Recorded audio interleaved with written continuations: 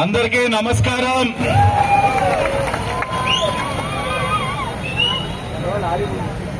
సెట్టిబలిజ సామాజిక వర్గ జాతిపిత దొమ్మేటి వెంకటరెడ్డి గారి యొక్క విగ్రహ ఆవిష్కరణ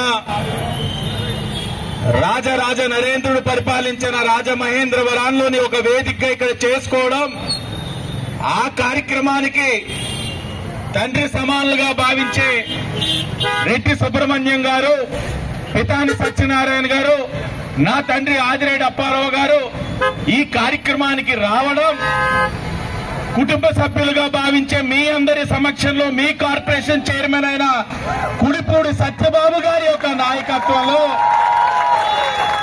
జరగడం చాలా అదృష్టం కింద భావిస్తా ఉన్నాను. ఎన్డీఏ కూటమి నెగ్గిన తర్వాత